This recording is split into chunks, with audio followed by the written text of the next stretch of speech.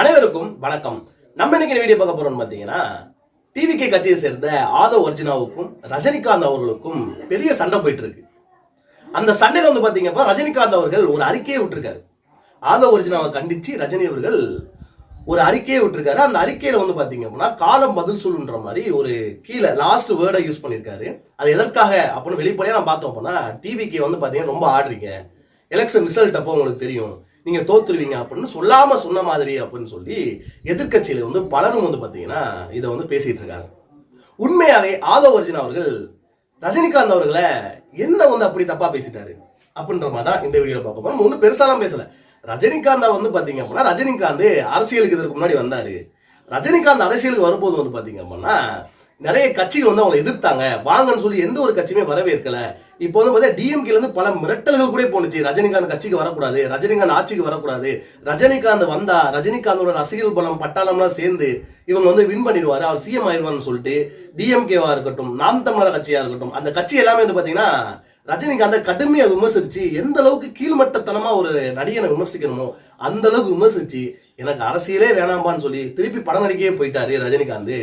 அந்த மாதிரிக்கே போயிட்டார் ரஜினிகாந்த். ஆனா இப்போ பாத்தீங்கன்னா திருப்பி சன் குடும்பத்தோட ரஜினிகாந்த் மாதிரி தைரியம் இல்லாத ஆள் எங்க தலைவர் விஜய் கிடையாது.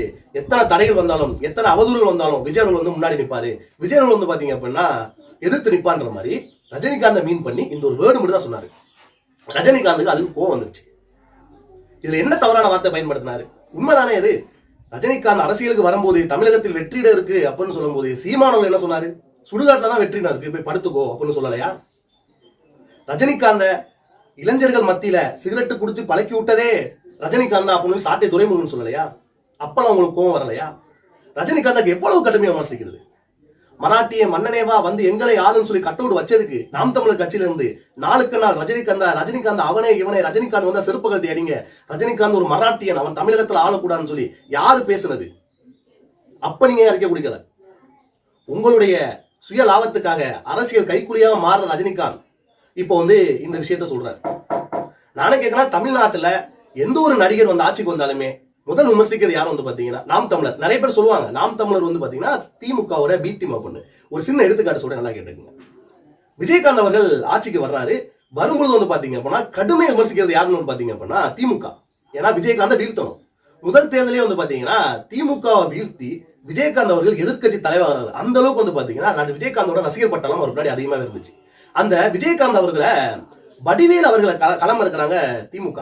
வடிவேல பாத்தீங்க அப்படின்னா களம் இறக்கி விஜயகாந்துக்கு எதிராக வடிவேல் மேடை பேச்சுகளை விஜயகாந்த் ஒரு குடிகாரன், இவன மாதிரி ஒரு குடிகாரன் எங்கேயே இருக்க முடியுமா?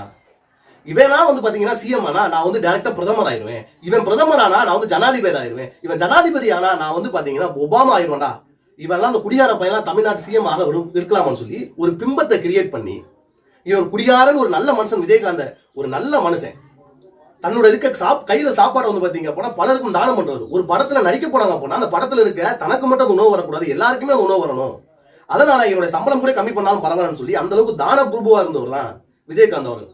அவரை அரசியலுக்கு ஒரே காரணத்தினால இவன் ஒரு குடியாரன், இவன் ஒரு பைத்தியக்காரன், இவன் எங்க என்ன பேசணும் தெரியாதுன்னு சொல்லி அதிகமா மேடைகளை பேசணும் யாரு? திமுக வடிவில் விட்டு பேச சொன்னாங்க. நாம் தமிழர் கட்சி பாத்தீங்கன்னா பார்க்கமாதான் இவன் ஒரு பைத்தியக்காரன். ரஜினிகாந்துக்கு பாத்தீங்கன்னா சிகரெட் பிடிக்க வச்சாரு. விஜயகாந்த் பாத்தீங்க அப்படின்னா ஒரு பைத்தியக்காரன், அவன் என்ன பண்ணாலும் அவனுக்கே தெரியாது, அவனுக்கு ஆனாவன தெரியாது, ஏபிசி தெரியாது, பொதறிவு தெரியாதுன்னு சொல்லி கடுமையாக மேடைகள்ல விமர்சிச்சது பாத்தீங்கன்னா நாம் தமிழர் கட்சியும் திமுகவும் தான். ஒவ்வொரு தடவையும் நடிகர்கள் அரசியலுக்கு வரும்பொழுது பல முறைகளாக அரசியலுக்கு வரக்கூடாது, நடிகர்கள் வரையே கூடாது அப்படின்ற மாதிரி முன்னிறுத்தி பல போராட்டங்கள் நடத்தி அந்த வர்ற அரசியல்வாதிக்கு மேல அவதூறுகளை பரப்பி அவங்க இருக்க இடத்தையே தெரியாம ஆக்கி விட்டுருவாங்க இந்த திமுகவும் நாம் தமிழர் கட்சியும். இந்த மத்தியில தான் விஜய் அவர்கள் என்ன பண்றாரு? ஸ்ட்ராங்கா நிக்கிறாரு. அவர் மேல ஒரு 36 பேர் கொண்டு ஒரு வழக்கு போட்டாங்க. அவர் அப்பயும் நிக்கிறாரு, விட்டு மக்கள் விட்டு போக மாட்டேன்னு. தன்னுடைய மனைவிக்கும் இவருக்கும் பாத்தீங்க அப்படின்னா விவாகரத்தாக போது வேற ஒரு மனைவியோட கள்ள தொடர்பாக போகுன்னு சொல்றாரு. அப்பையும் சொல்றாரு, அப்பையும் ஸ்ட்ராங்கா நிக்கிறாரு, மத்தோட எந்த ஒரு காரணத்துக்கும் நான் வெளியே போக மாட்டேன்னு சொல்லி.